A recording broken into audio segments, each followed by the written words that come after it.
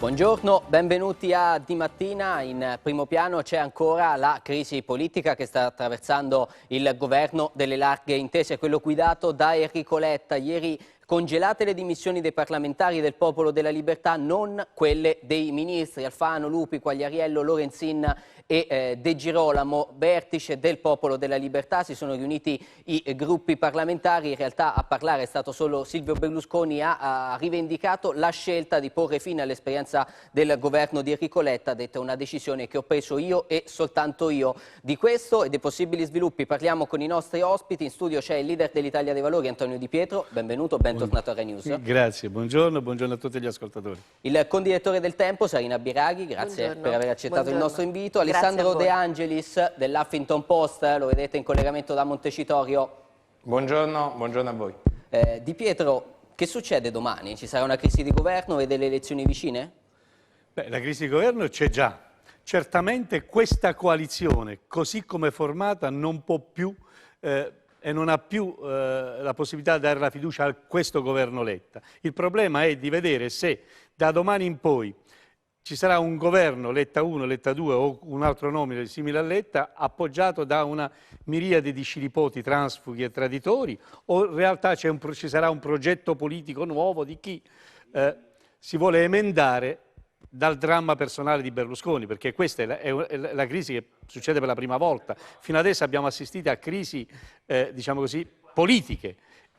Qui invece stiamo facendo una crisi dovuta a un fatto personalissimo, un signore che tra Montecitorio e San Vittorio preferisce Montecitorio. Lo capisco, capisco meno gli altri, soprattutto capisco meno questi signori che gli stanno intorno, a cominciare dai ministri e da quelli che oggi fanno i moderati.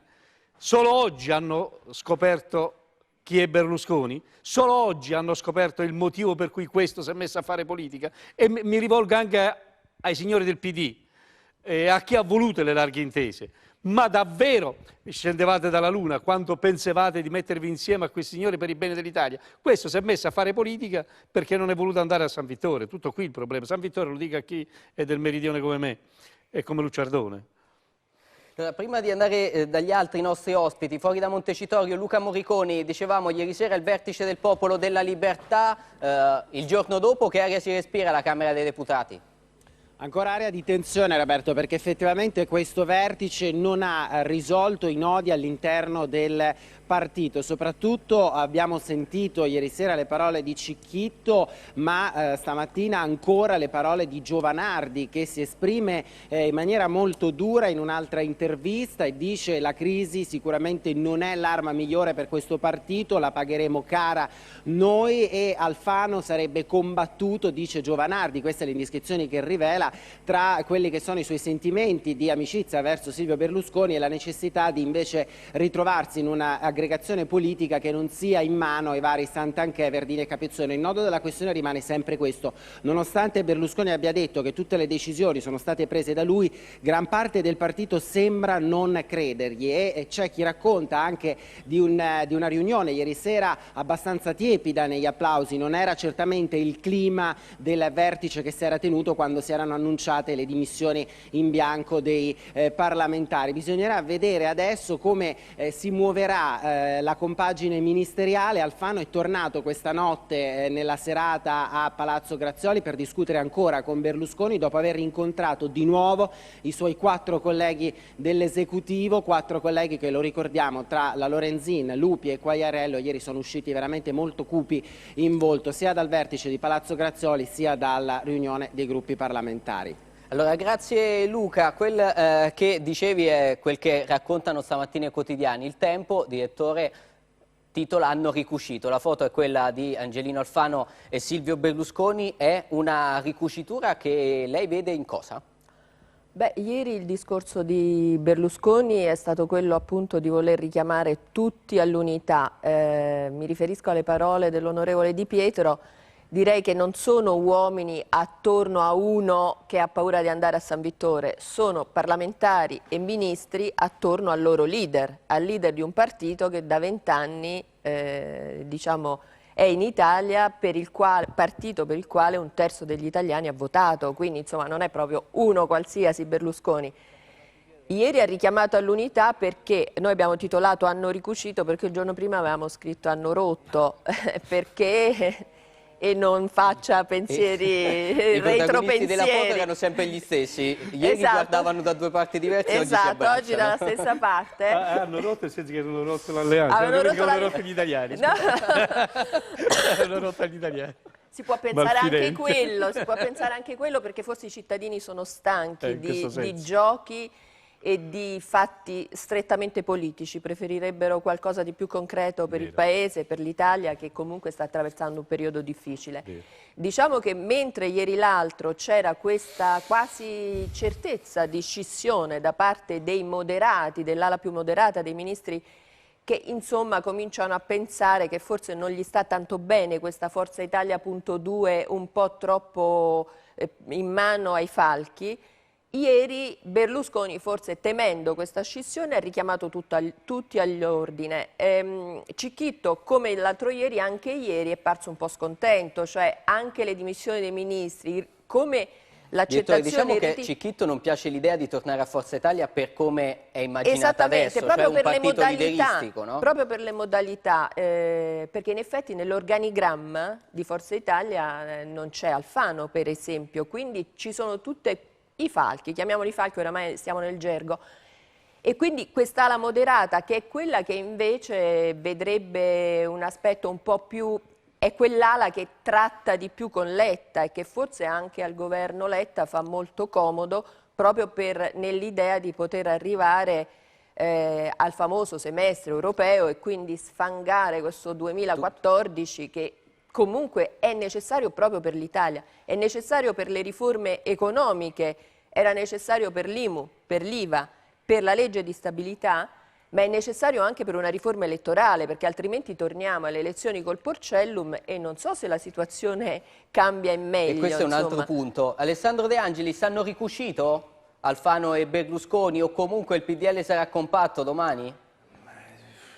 Si è sviluppata una discussione nella notte, diciamo, vedremo la giornata di oggi. È chiaro che quello che dice la collega è solamente un punto, diciamo, della discussione in corso, cioè che la guida della Forza Italia possa essere il terreno del possibile nuovo accordo tra Berlusconi e Alfano. Cioè Alfano ha detto a Berlusconi: io in un partito guidato dai cosiddetti falchi e da Daniela Santanchè non ci starò, e quindi potrebbe essere una camera di compensazione quella.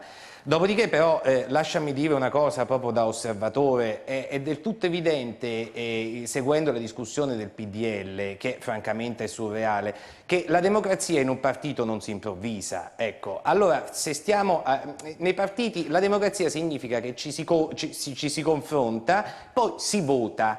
Ecco, il fatto che ieri non si sia votato e che Alfano alla fine ha battuto le mani a un discorso di Berlusconi, che è un discorso comunque di profonda rottura, perché ha fatto un de profundis del governo, è l'ennesima dimostrazione che Forza Italia, il PDL, quella roba là, è fondamentalmente un partito padronale. Ecco, ora tutte queste colombe... Perché guardate che le parole contano, le parole sono delle pietre, e quando la Lorenzin dice che sta in un partito come Alba Dorata, che è un partito di nazisti, quando Quagliariello dice che è diventata una specie di lotta continua, Dignità vorrebbe che o c'è un moto o uno se ne va, altrimenti non è diversamente berlusconiano, è diversamente servo, ecco. Allora, qui siamo arrivati al nodo di una questione politica profonda e molto grave per questo Paese. Sono 2 anni che prima si fanno dei governi di larghe intese e poi Berlusconi rimanda all'aria quando si avvicinano le sentenze. Fece saltare Monti con la scusa dell'IMU quando arrivò l'appello Mediaset. Ha fatto saltare Letta quando è arrivata prima la condanna su Mediaset e poi la condanna sul lodo Mondadori. È un'intera questione politica che va ridiscussa in queste ore. Poi ci può stare un mal di pancia, una cosa, ma non è che uno Scilipoti o un De Gregorio di centrodestra che appoggia domani un governicchio risolve la situazione. Qui stiamo all'esplosione del sistema politico tout court. Chi è stato all'opposizione tanto del governo Monti quanto oggi fuori dal Parlamento di questo governo delle Larghe Intese, Antonio Di Pietro, cinicamente lei tifa Falchi? Cioè tifa per una rottura e ritorno immediatamente al voto? No, no, io in questo momento faccio il difensore d'ufficio dei Falchi. Mi spiego. Tutto mi si può accusare meno che essere difensore di Berlusconi né dei Falchi, per l'amore di Dio. Ma questi signori che oggi si chiamano moderati, Colombo, dove erano fino a ieri, come diceva giustamente De Angelis prima? Ma non sapevano come stavano i fatti, solo oggi scoprono le reali intenzioni di Berlusconi, solo oggi fanno finta di aver capito che stanno in un partito padronale. Ecco, la verità è molto semplice. A me sembrano tante vecchie cariatidi della Prima Repubblica, riciclati nella Seconda Repubblica o reinventatisi nella Seconda Repubblica, che hanno usato una persona per farsi scudo di lui e dietro lui acquisire posti, prebende e cadreghe, ed oggi vanno alla ricerca di nuovi posti, prebende e cadreghe. Quindi io non ho nessuna stima di queste persone che oggi scoprono quel che avrebbero dovuto scoprire ieri. E per questa ragione che dico, noi un governo che si regge su una maggioranza oggi fatta di transfughi, ricattati, ricattatori e traditori, è un governo che non penserà mai al Paese, penserà semplicemente a continuare a vivacchiare. Per questa ragione io dico che bisogna andare al più presto alle elezioni. Mi dispiace che ci si debba andare con questa legge elettorale, ma vorrei ricordare, utilizzando anche questa volta le parole proprio di Beppe Grillo, vorrei ricordare che alle elezioni ci potevamo andare con una nuova legge, cioè ritornando al Mattarellum, se quella proposta di 100 parlamentari, proposta addirittura da un parlamentare, primo firmatario del PD, fosse stato messa all'ordine del giorno. E invece non è stato messo all'ordine del giorno proprio perché Letta non ha voluto, per cercare la maggioranza, per mantenere una maggioranza con il governo Berlusconi. In sostanza, che cosa voglio dire? Che il cittadino italiano ha diritto di essere governato da chi si sceglie lui, non da questo guazzabuglio in cui le persone si mischiano fra di loro. In sostanza, cosa voglio dire? Che prima si va alle elezioni, meglio è, e che... Anche col Porcellum? Io personalmente il Porcellum non solo l'ho combattuto, ma ho raccolto 1.200.000 firme per abrogare quella legge elettorale e quindi ne sono orgoglioso. Ma oggi, con la scusa del Porcellum da cambiare, si continuerà a vivacchiare e mai a cambiare nulla. Ecco per quale ragione io dico, se veramente si vuol fare un governo di scopo, ci deve essere un'assunzione di responsabilità, che faccia una legge di stabilità, perché adesso diciamo la verità, se no arriva la Troica, banalizziamo, arriva la Troica e ce la impone l'Unione Europea. Noi se entro 10 giorni non approviamo la legge di stabilità, non ci mettiamo in condizione di essere diciamo, riconosciuti dall'Unione Europea, perdiamo la Presidenza dell'Unione Europea, andiamo sotto infrazione europea, c'è la gente che muore di fame, quindi mentre si discute dei massimi sistemi c'è gente che fra poco che nel frattempo è aumentata l'IVA, per usare un'espressione anche su questo, permettetemi di ancora una volta, Berlusconi ci racconta la favoletta che questa crisi è dovuta al fatto che è aumentata l'IVA, è dovuta al fatto, come ha detto ancora Brunetta ieri sera, che è stato condannato lui e che quindi per ripicca e per ritorsione fa questa scelta. Però, diciamo che questa è un'interpretazione delle parole di Brunetta. No, Brunetta ieri sera l'ha detto testualmente, andate a risentire testualmente, l'ha proprio precisata perché Vespa gliel'ha proprio chiesto in modo chiaro. Ma il PD e Letta aveva ben detto chiaramente che l'IVA non sarebbe mai aumentata e invece ha aumentato. Quindi voglio dire, a prendere in giro gli italiani in questo momento c'è tutto il sistema politico. E ha ragione De Angelis quando dice in questo momento è una crisi politica profonda che credo possa essere risolta soltanto con le elezioni anticipate. Direttore, le giro una parte delle considerazioni che faceva Di Pietro, ma le colombe dov'erano? Noi le ricordiamo le primissime colombe del Popolo della Libertà riunite in un teatro romano. Quando stava per cadere il governo di Mario Monti si discuteva di un'alleanza PDL con quella che poi è diventata Scelta Civica, poi Berlusconi ha detto torno in campo io, le colombe sono rientrate.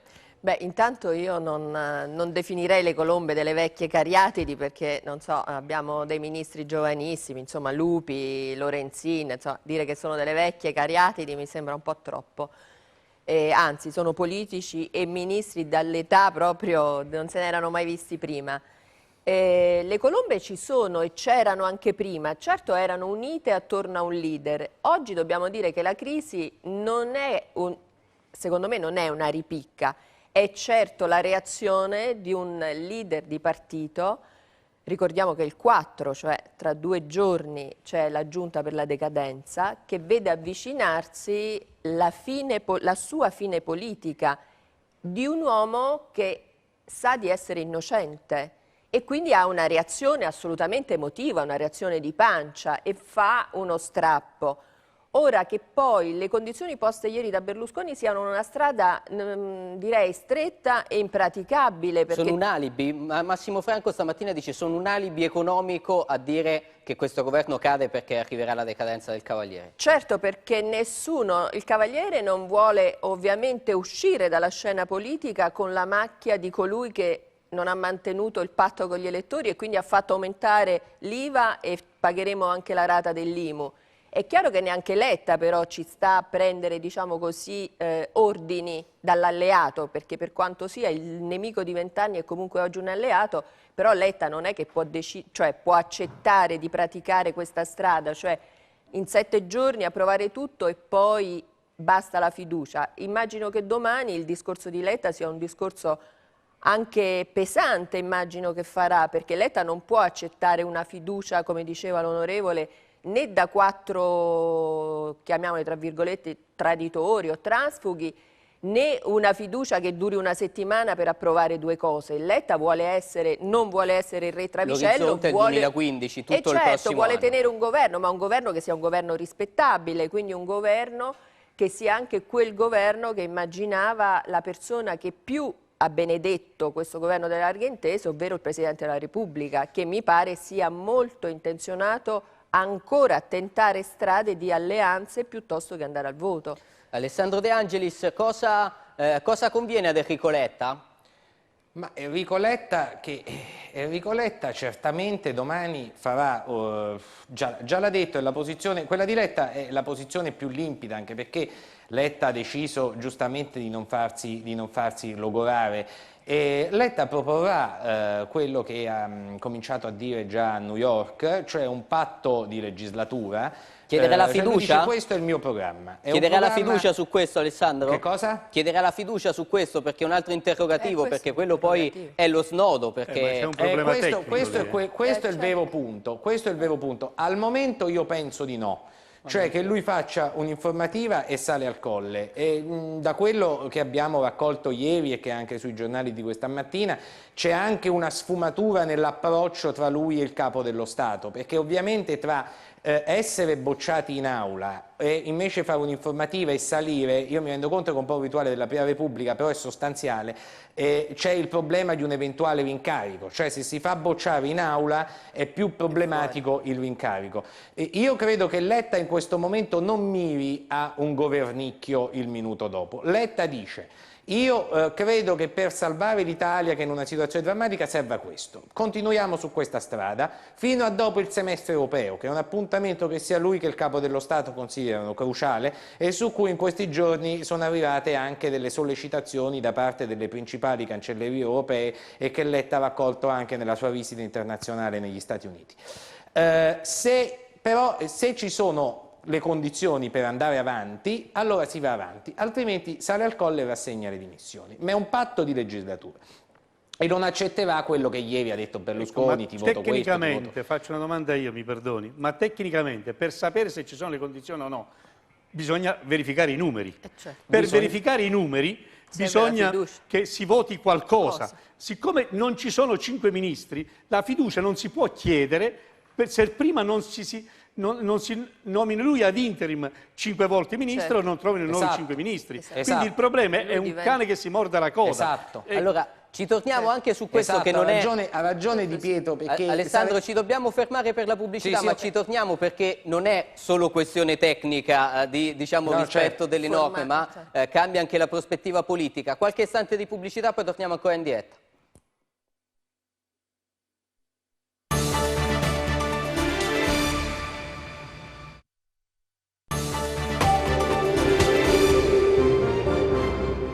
Allora, di nuovo in diretta, domani Enrico Letta riferisce alla Camera e al Senato, prima a Palazzo Madama, poi alla Camera dei Deputati, e eravamo rimasti su un punto che non è propriamente formale, direttore Biraghi, ovvero se poi chiederà o meno il voto di fiducia o farà un'informativa e salirà al Colle. La differenza che non è di poco conto? La differenza non è di poco conto, però io ritengo che se Letta chiederà la fiducia non saranno pochi a dargliela. Non saranno quel numero sparuto su cui facciamo i conti, che servono 13, 19, 17. Sarà più di uno e io credo che non sarà una pattuglia tale da non poter definire il governo un governicchio, ma un vero governo che può andare avanti, perché io credo che in questa pattuglia ci saranno gli stessi ministri del PDL, perché poi in quel momento, secondo me, prevarrà la coscienza, prevarrà l'etica del parlamentare, prevarrà la coscienza, per cui la coscienza, immagino, tenga al primo posto l'Italia e gli italiani, anche per i ministri del PDL, per cui non credo che Letta non possa avere una fiducia tale che gli consentirà di andare avanti bene. Di Pietro ci crede? È una prospettiva possibile? No. Lei prima ha detto è pieno il Parlamento e il Senato di scillipoti, lei Domenico Scillipote lo conosce, diciamo. Io sono sempre convinto che l'elettore ha diritto di scegliere chi mandare in Parlamento e chi mandare a casa, e questa idea che si fanno le larghe intese prima o le ammucchiate composizione e ricomposizione dei poli dopo, a me sembra un tradimento democratico della volontà popolare. Detto questo, però, affinché sia chiaro a chi ci ascolta qual è la posizione dell'Italia dei Valori in modo chiaro, la nostra aspettativa, la nostra volontà è un'azione d'emergenza e un'azione di sistema. Di sistema noi riteniamo che ci debba essere una coalizione che si riconosce in un programma e chiede il voto agli elettori, e per quanto riguarda l'Italia dei Valori si ripropone e rilancio di ripartire proprio dalla foto di Vasto, piuttosto Ci arriviamo subito, proprio su questo, sulla foto di Vasto. È possibile con Matteo Renzi leader? Guardi, io torno a ripetere, è finito il tempo dell'uomo solo, a cominciare da quando Di Pietro governava l'Italia dei Valori, e che adesso abbiamo tolto il nome Di Pietro, per finire a Berlusconi, che ormai ha i suoi problemi giudiziari e personali, per passare anche a Matteo Renzi, dove non dobbiamo più credere nell'uomo della provvidenza.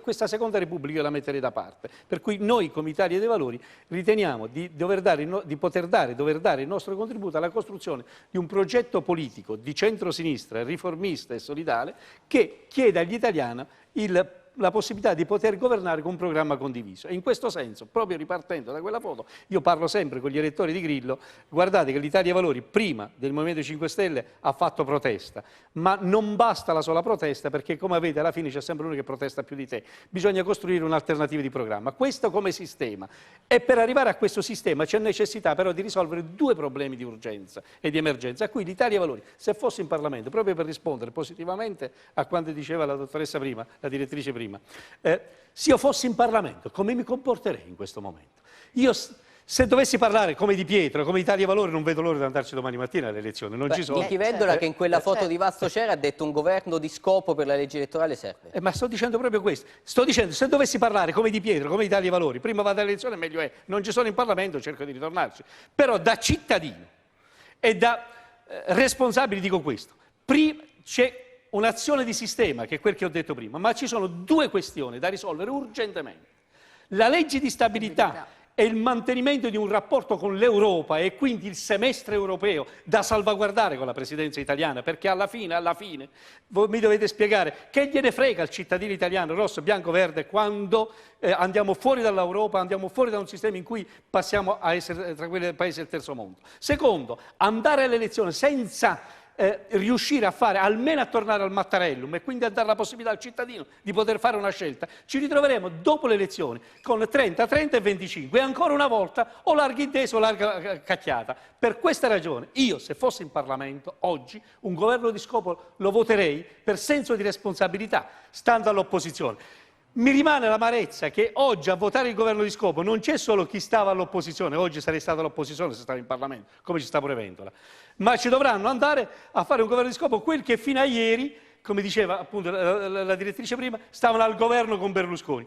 Di quelle persone io da una parte, torno a ripetere, non sono così giocondo da credere che lo fanno per spirito nobile, credo invece che lo fanno per spirito opportunistico. Ma dall'altra, questa volta, per il bene del Paese, cercherei, mi auguro che il Capo dello Stato individui un segmento temporale che vada fino alla fine della legislatura europea. Quindi 2015 per tornare al voto? Per tornare al voto, ma ripeto, salvaguarderei la Presidenza italiana all'Unione Europea, salvaguarderei la legge di stabilità che deve venire fatta a momenti e interverrei soprattutto su quelle 2 raccomandazioni che ha detto Papa Francesco.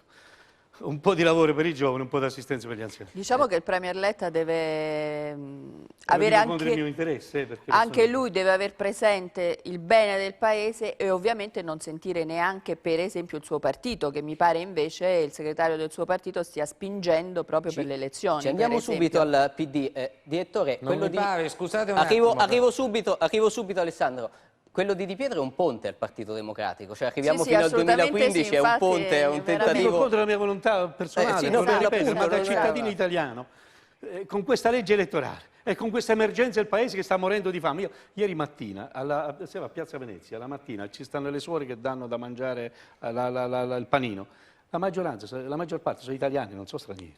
C'è gente che non c'ha manco da mangiare. In queste condizioni noi ci incischiamo, Berlusconi sì, Berlusconi no, transfughi sì, facciamo qualcosa per il Paese. Alessandro De Angelis, ti abbiamo interrotto, ma insomma volevamo commentare questo ponte di Pietro. È un ponte? Io capisco l'interesse per queste colombe, come dire, del PDL. Guardate, io credo che su questo devo dire che Di Pietro coglie un punto, secondo me. Ma non si è che si può usare un doppio standard tra De Gregorio e le colombe, diciamo, no? Allora, nei partiti normali, un partito normale avrebbe chiesto un passo indietro a Berlusconi se dopo una sentenza non se ne fosse andato. Il PDL non è un partito normale e quindi stiamo qua, le colombe, abbiamo i numeri, eccetera. Però, Alessandro, non è che lo scopriamo oggi, che sia un partito con un leader forte, con una appunto, leadership però in tutta questa indiscussa. discussione mi colpisce una cosa, che tutta questa attenzione, diciamo, per quello che fa la Lorenzin. Allora, il PD qua non si parla per esempio di un grande travaglio del popolo della sinistra, come dire, no? Allora il popolo della sinistra si è lo accennava il direttore non a caso. Il popolo della sinistra sono 2 anni che si becca dei governi che francamente sono governi tecnocratici, che non hanno nulla a che fare con la sinistra, in nome del fatto che Napolitano, diciamo, l'ha imposti, diciamo, scusate il termine, ma l'ha imposti. Si sopporta un'alleanza con Berlusconi con cui il tema non è il punto d'IVA, voglio dire alla collega del Tempo, o il punto di IRPEF. Il tema è che quando non si è d'accordo su una concezione della democrazia e dello Stato di diritto non si può stare assieme, perché non sta in natura che prima del programma bisognerebbe condividere che una sentenza si rispetta, prima del punto di IVA bisogna condividere che i magistrati non sono un cancro, prima del punto di IVA bisogna condividere che la democrazia e la Costituzione non sono un dettaglio. Berlusconi ha detto: io ti do i voti, tu mi dai il salvacondotto. Epifani mi sembra fin troppo paziente. Domenica ha detto alla trasmissione di Lucia Annunziata, scusate se anch'io ho un conflitto di interessi, diciamo. Va bene, ma Rai su Rai lo accettiamo. Ha detto: facciamo 2 cose, quello che diceva Di Pietro, la legge di stabilità, uno straccio di legge elettorale e poi torniamo al voto. Mi pare la via obbligata in questo caos. Perfetto, con questa premessa andiamo proprio a questo passaggio del PD, direttore, perché in effetti c'è una parte del Partito Democratico che al voto ci vorrebbe andare fatta la legge elettorale in tempi molto rapidi. Ieri Massimo D'Alema è stato molto chiaro su questo. Esattamente, l'ha detto sia Epifani, è tornato a dirlo ieri contro il governicchio, assolutamente, e D'Alema stesso l'ha detto con 2 posizioni diverse. D'Alema addirittura rinvierebbe il congresso del PD. Beh, quello quindi, diciamo insomma, sta nella logica delle cose, perché 2 primarie in 15 giorni è complicato. Quindi per rifare le primarie, ma c'è anche il personaggio, cioè l'uomo solo che diceva prima Di Pietro, cioè Renzi, che in questo momento non a caso tace, perché è quello che si troverebbe più spiazzato, si troverebbe a concorrere per una premiership, però non si ritroverebbe il partito, perché il partito resterebbe in mano ai bersaniani, quindi Renzi sarebbe l'uomo solo al comando, sarebbe però il Prodi della situazione, senza partito. Ecco, direttore, a proposito, si troverebbe a competere per la premiership Matteo Renzi, l'altro nome è quello di Enrico Letta. Le domando, non converrebbe a Enrico Letta farsi sfiduciare in Parlamento da Silvio Berlusconi, andare davanti al popolo del PD in sofferenza, come diceva Alessandro De Angelis, a dire noi eravamo al governo, io ho resistito ai ricatti di Berlusconi, sono un leader affidabile per la guida del prossimo centrosinistra. Poi lo chiedo anche a Di Pietro, però prima... Secondo me no, secondo me non gli converrebbe farsi sfiduciare, secondo me Letta vuole uscire in modo più onorevole, ecco, secondo me. Presidente? Secondo me, pur se ci prova non ci riesce a sfiduciare, pur se volesse essere sfiduciato non ci riesce. Io purtroppo mi porto il nome di scilipote appresso, ma il Parlamento è pieno di scilipotate. La verità è molto semplice, che un uomo solo che sceglie sbaglia, ed io ne so qualcosa e ammetto i miei errori. Sbagliano quelli che non ammettono i loro. È tempo di ridare la possibilità ai cittadini.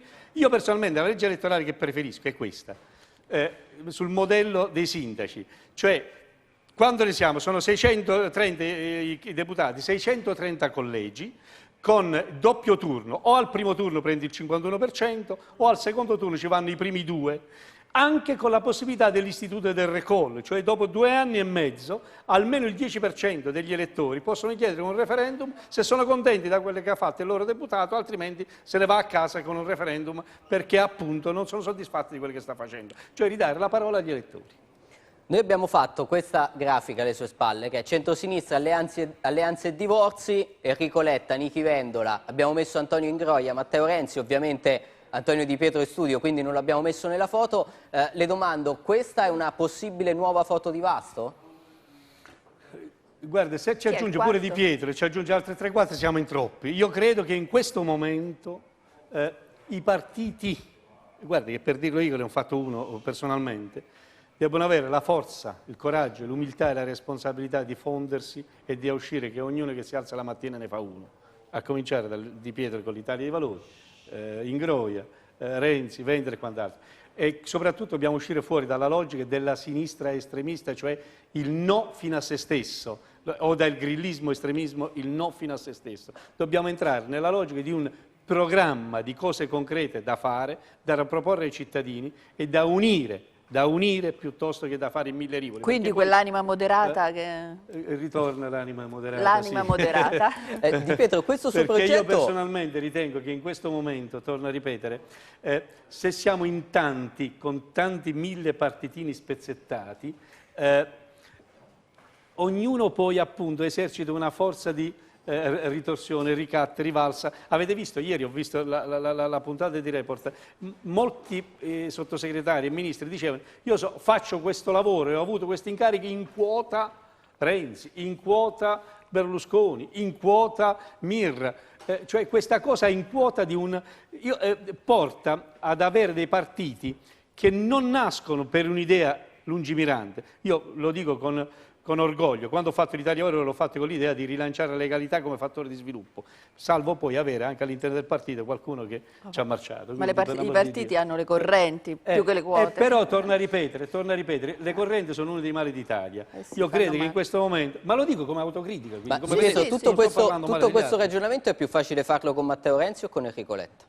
Io credo che siano tutte e due delle persone che rappresentano una innovazione per l'Italia, cioè un partito riformista aveva bisogno di passare a nuove figure. L'uno e l'altro sono giovani non solo negli anni, ma anche nelle idee. In questo senso io molto apertamente, molto trasparentemente sono disponibile a dare il contributo dell'Italia dei Valori all'interno di una coalizione in cui i cittadini con le primarie sceglieranno da chi affidarsi. Ma infatti tutti e due dai sondaggi insomma riscuotono grandi simpatie dalle persone, grande affidabilità, tutte e due le figure.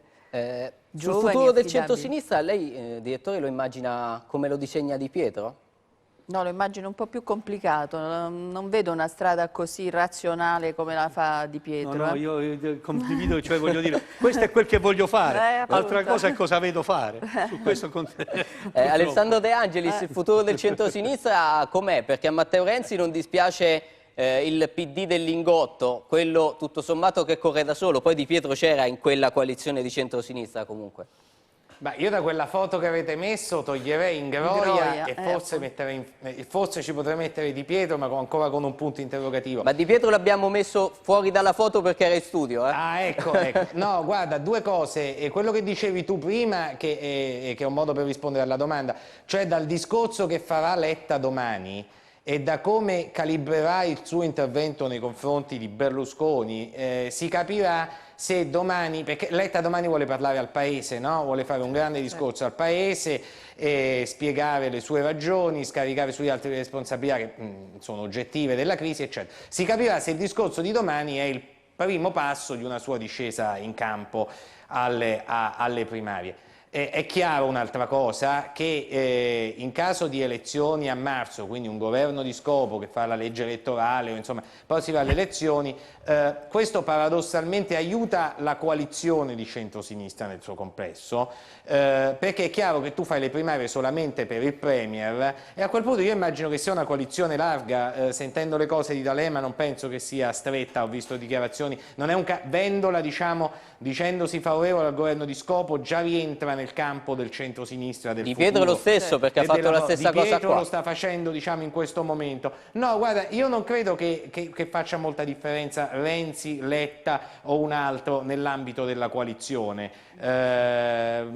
Credo che sento già dalle parole che ci sia un approccio di una coalizione larga e le elezioni anticipate aiutano perché il congresso del PD, già se non si riescono a mettere d'accordo sullo statuto e sulle regole, si capisce che è già un Vietnam. Evitare il Vietnam e spostare la discussione sul programma e sulla coalizione aiuta alla costruzione di una coalizione larga. Abbiamo ancora 2 minuti. Direttore, ieri l'editoriale del Tempo era affidato al ministro Quagliariello che diceva è stato un errore sganciare la bomba atomica, cioè le dimissioni dei parlamentari, aprire la crisi da parte di Berlusconi. L'altra arma atomica è la giustizia, è il tema che accompagna, Di Pietro lo sa benissimo, tutta la Seconda Repubblica.